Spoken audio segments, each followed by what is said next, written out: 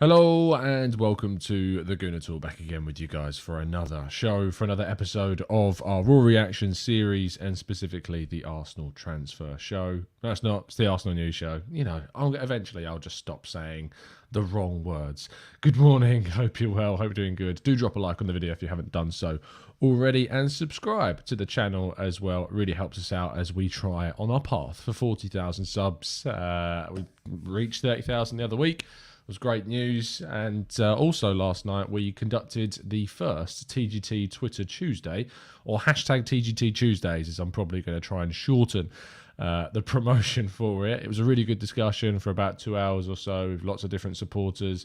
I think we had overall about 20 different contributors. We had about 250 odd people that tuned in for it. It was great, and I really enjoyed it. And you know, we're going to try and do these every Tuesday on Twitter, probably around 7:30. And yeah, so if you'd like to get involved with the discussion, make sure you set your reminders for Tuesdays, 7 o'clock. But it was great to see John in there, and Mike from the Gooners Pod, and Vinny, of course, who's part of this regular podcast. Isowa as well, another one of our members. Yeah, it was great to have so many people on and chatting as well. So thanks for taking part in that. Speaking of which, and taking part, please do subscribe to the Arsenal Way. Link is in the description as always. And also, Vinny is now very close to hitting that £10,000 target. When we started doing, like, helping to promote this, I think it was in the early 7,000s or mid 7,000s. So the fact that, you know, we're helping getting this up towards 10k is amazing. So if you haven't been able to give anything so far, link is in the description as always, to help Vinny raise money for Macmillan Cancer Support as he battles his own problems. But yeah, fingers crossed. And you know, Vinny, we're all backing you and all supporting you, so you've got our support as always. Now we kick off today's news with a bit of a funny story. No, not Manchester United, Tottenham, because Manchester United anyway, I had to bring that up. But Arsenal's website experienced a glitch last night or yesterday morning. A bit of a glitch. It was an error on the Arsenal website, or so we're told. There was a glitch that meant that when you had nothing in your basket in the Arsenal shop, it actually displayed a message that said your basket is as empty as Tottenham's trophy cabinet. What? How beautiful. How absolutely wonderful. In fact, what was better about this is that actually Arsenal ended up having to release a statement. Let me just find the statement. Arsenal's statement on the club website says, error. This was posted to the site in error without appropriate checks and approvals and is being removed as quickly as possible. Oh, it's just so funny. Absolutely brilliant. Whoever did this is a genius. I mean, I find it hilarious that we have to remove it. I think that's slightly sad, is it not? To be honest, can we not just enjoy the fact, you know, that this is just a little bit of fun and it's a little bit funny? I saw people even moan. How can you moan? Like, we have to find something as Arsenal fans to moan about. Some people are like, oh, why go down to their level? This isn't funny. It's a bit of fun. Come on. It is a bit of fun, and it's hilarious. Fair play to whoever did it behind the scenes, because I think that's great. Our first story, though, revolves around a report from Sami Mokbel, who reported that without Champions League football, Arsenal may struggle to sign Bukayo Saka up to a new contract. I understand the theory behind the report. I understand that without Champions League football, it's going to be harder for Arsenal to sign players. Yes, absolutely, sure. Certain players anyway. But Bukayo Saka, I feel as though, is a very, very committed Arsenal player, and his future is not reliant upon whether Arsenal qualify for the Champions League or not. So I do struggle a little bit to get on board with this idea that without Champions League football, Arsenal will struggle to tie Bukayo Saka down to a new deal. But that supposedly is the report. Manchester City and Liverpool have been said to be tracking Saka's situation. But I think, you know, I'm fairly confident like 90-something% confident that Bukayo Saka will end up signing that new deal with Arsenal. It's not like the old days where you had doubts about players.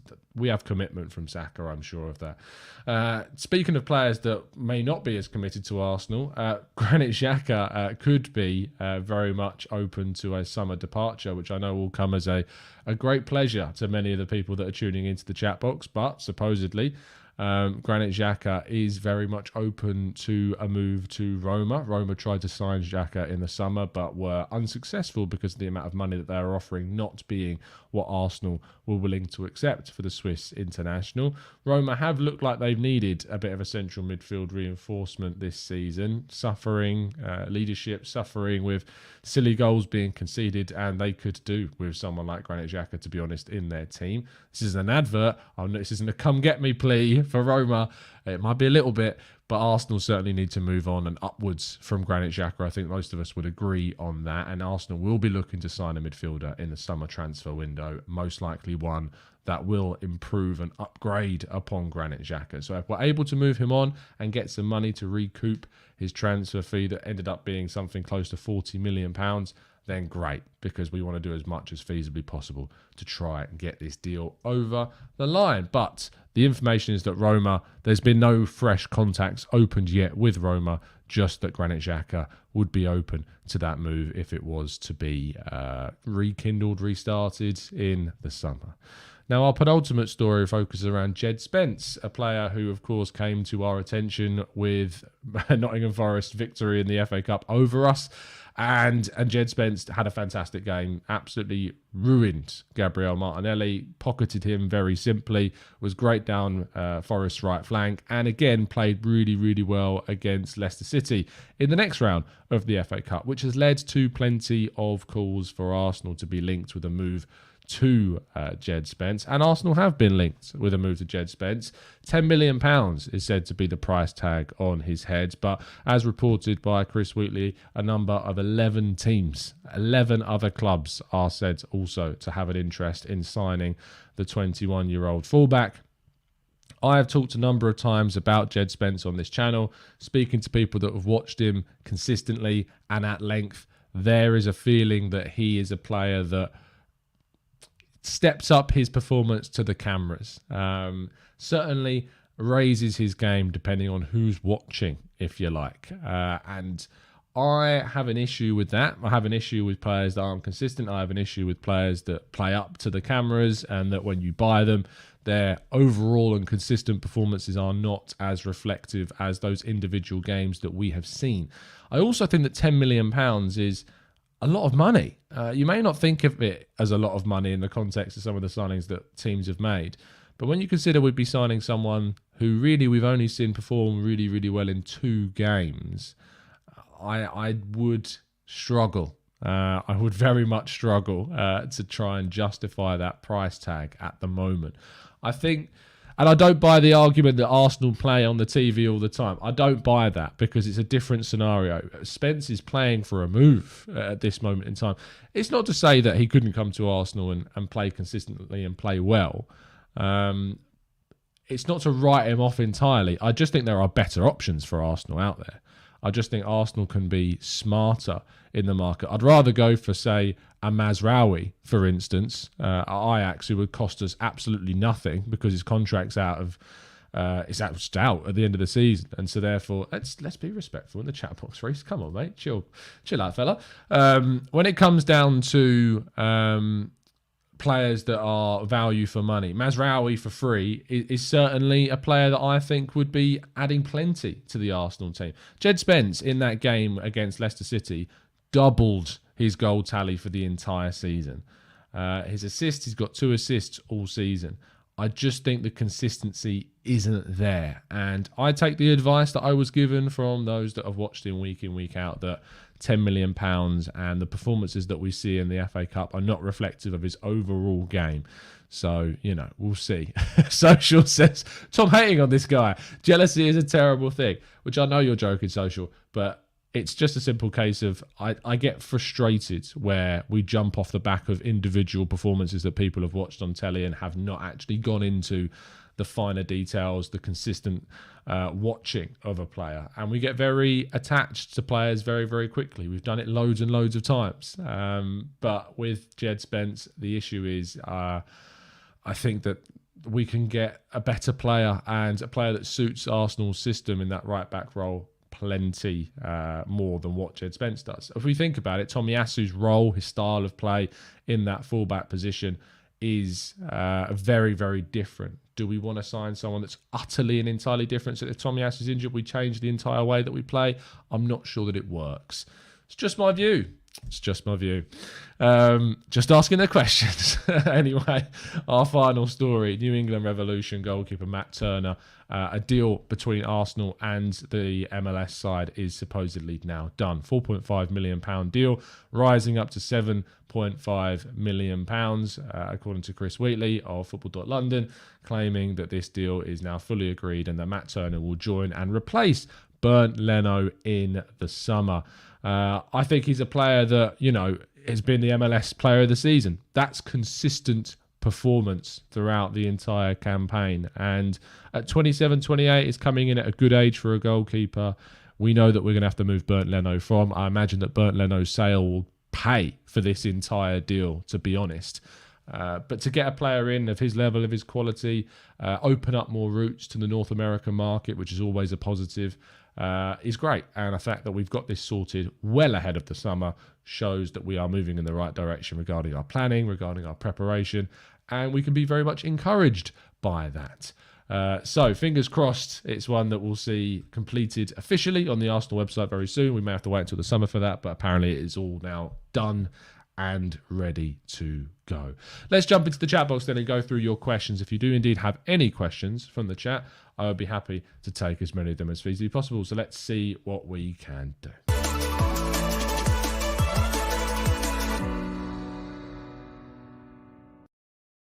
Let's go into the chat box then and see what you guys are saying. Adam says, Clive was pointing out yesterday that some players raise their level with the players around them. Yeah, some players do. And look, let's play out this hypothetical scenario that Arsenal signed Djed Spence. Am I going to want him not to succeed because I've had my doubts? Absolutely not. Because, I'm not sour about anything like that. I would want him to absolutely smash it and prove me wrong, the same as I've wanted Nicolas Pepe to prove me wrong, or Eddie Nketiah to prove me wrong. They haven't so far, but I want them to. I want them to be able to prove me wrong because it would be to the benefit of Arsenal. I just think there are better, savvier options for us. In fact, I didn't go through my articles today, but you can read up on some of the articles that I've written, which one of them last night was all about replacing Cedric. So 3 options that are in there. Go give it a read, and hopefully it'll give you some information on some of the other options that are out there. Isowa says, is there room to get a player in the profile of Kasper Dolberg? Isowa, I know you're a big fan of him. I'm just not sold on Kasper Dolberg, to be honest. I'm not sure that he fulfills the criteria of what we're after. He kind of falls into that bracket of strikers that are in a bit of a middle ground, that don't really fall on the side of the fence that makes me want to jump on them as a possible option. He's not prolific enough. He's not physical enough for me. He's not got the pace. He's just in this weird middle ground, is Kasper Dolberg, and I'm not sure that the move to Nice has seen him flourish like, say, at Nice, Aguirre is doing currently at the moment. I mean, Aguirre is having a great time, but he's more of a second striker to Dolberg than an out-and-out one. Manu says, firstly, love the confidence yesterday when you basically said Tom Canton doesn't get his heart broken. TC is the guy breaking heart. Who said that? Did I say that? I don't know. My question is, the 350k salary cursed, or should we keep doing it? If you told me that Erling Haaland was joining Arsenal and we were paying him £350,000 per week, I'd be fine with that because it's Erling Haaland. The difference is I don't think we should give those types of contracts to 30-year-old strikers who are only going to go downhill from that point. Even Robert Lewandowski, if you were to sign him, I don't think I would pay him 350 grand a week because from the age that they're at, it's a downward slope from this point. May seem harsh, but it's the reality of the situation. So it depends on who the player is, Manu. If Arsenal can pull off one of the best signings and pull off someone like an Erling Haaland or a Kylian Mbappe, then sure. But that's not realistic. So there you go.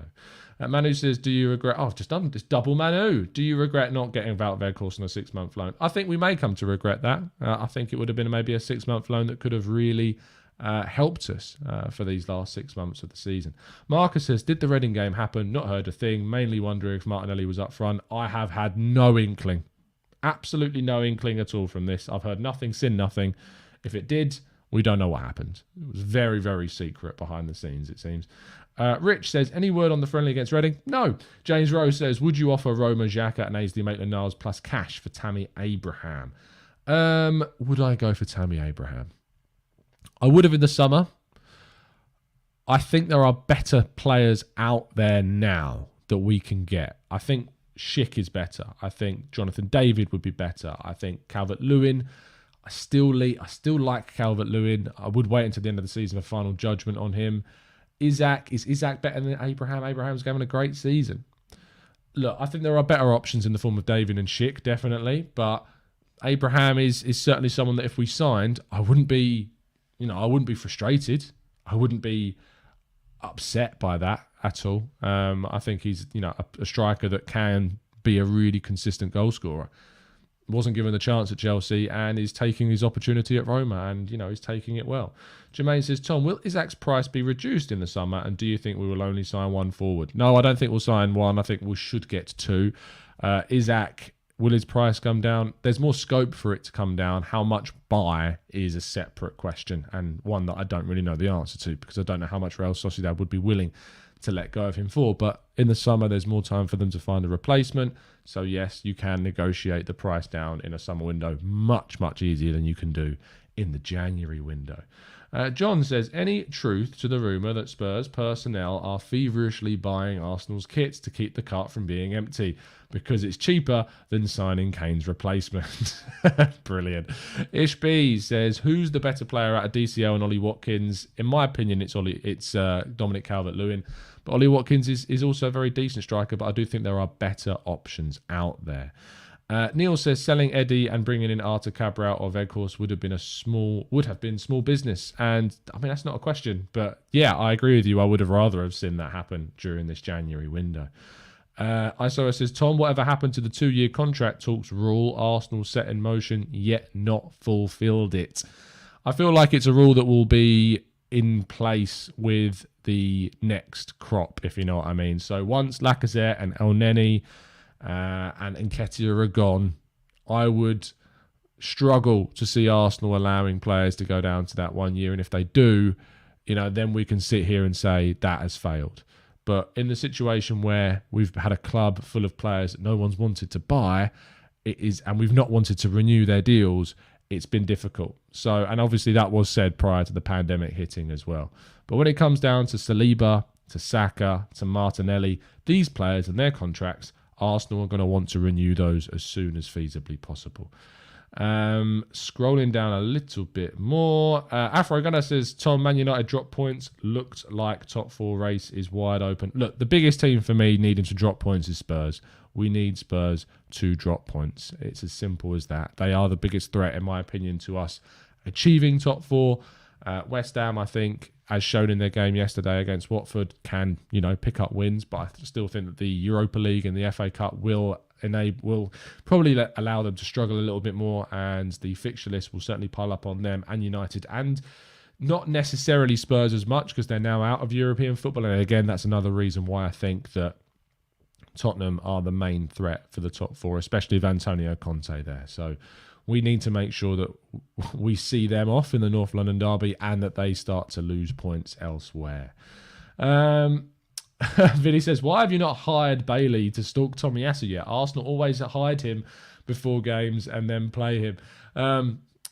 I'll speak to Bailey, Vinny, and I'll see if he's up for trying to find him. But he's not a private investigator. That's not on his CV. I've not seen his CV, but I can guarantee you it's not on his CV.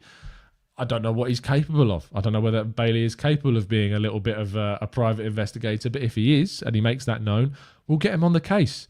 We will get him on the case indeed. Shreyas says, hey Tom, what are your thoughts on Anthony? He can replace Pepe in the summer and might even give Saka competition. Anthony is certainly a player that is on the radar of a lot of clubs. His goals and assists from the 21 years of age in the Eredivisie at Ajax is catching attention of plenty of teams. Whether Arsenal will decide to bring him in, I'm not sure whether he'd want to move to Arsenal, not because it's Arsenal, but because you've got a player in Bukayo Saka that's of a very similar age in the same position. That's what I think would be the biggest obstacle to convince Anthony to join Arsenal. And that's why I think maybe we should be looking at a different kind of aged profile of player, like a slightly older, like an Ismail Assar, like 23, 24 kind of age, rather than going for the same similar age bracket as Saka. But who knows? Maybe we could still bring that player in. King says, isn't 2 years a bit late, Tom? I better not start renewing from 3 years down if players don't want to renew if you have enough time to sell at high price and buy a replacement. I think the 2 year mark, King, is kind of the cutoff. 2 years gives you plenty of control over transfer fee if you want to sell them, and it gives you plenty of time during that summer window to renew, or just during that year to renew their contract. So I think 2 years is fine, but when you let them get down to 1, it's just not good enough, is it really? Really loved the space yesterday, says Manu. Bit anxious about my English, but I absolutely loved it. No, Manu, you did fantastically well. Pleasure to speak to you, mate. And I encourage anyone else that's not joined in one of our spaces on Twitter to do so. We're going to be doing them every single Tuesday, and the first one was yesterday, and it was great, and I had a lot of fun, as I'm sure plenty of other people did on there too. Voog says, summer is so important. Saka, Martinelli and Saliba contracts. By the way, you don't have to wait until the summer window to renew contracts. You can renew the contracts of players outside of the transfer window, and we should definitely be looking to do that with Saka and Martinelli as soon as possible. And I'm sure that discussions are taking place as we speak. But Saliba will have to wait till the summer because obviously he is playing elsewhere. So we're going to have to wait for him to return, get the lay of the land and see what's going on before we make a decision on Saliba's contract. But hopefully it's a deal that can get done relatively easily and without too much controversy. But Arsenal don't tend to do things without much controversy, do they? So we'll have to wait and see. Clocking Bell says, if Arsenal wanted to sign every player that embarrassed us like Spence, then we'd have a list of about 50 plus players on the list. Very, very true. Adam says, Tom, do you think that DCL has a relegation clause? I don't think so. I'd be very surprised because Everton, I don't think, thought that they would be in a relegation scrap. Also, very frustrating to see Newcastle get that win yesterday. Fingers crossed someone else can come in and absolutely knock them down the pecking order a little bit. And we need Burnley and we need Watford and we need Norwich to continue to try and pick up points where possible. We're going to wrap things up there. Sorry for the slightly shorter show. I've got a lot of stuff to get on before starting work this morning, but I will be live at 9:30 over on the Arsenal Way. Myself and Chris will be tackling all the latest Arsenal news. Link in the description to the Arsenal Way. Let's do a quick update on how many subs we're on over there. We are on 8,560 odd subs. So if you haven't subscribed, please make sure that you do. Thank you for the continued support on the channel. We've got some exciting stuff coming up over there, plus the usual six-a-side stuff. If you've not watched my embarrassing showings in six-a-side, definitely worth being a subscriber so that you get it. Anyway, I'll see you very, very soon. There's going to be a preview show a little bit later on this afternoon for the Wolves game, joined by plenty of the members. Hopefully, we're also going to give you a loan update on William Saliba as well, plus the youth report update soon too. So make sure you're subscribed for all of that good content. Thank you for tuning in, and as always, up the Arsenal.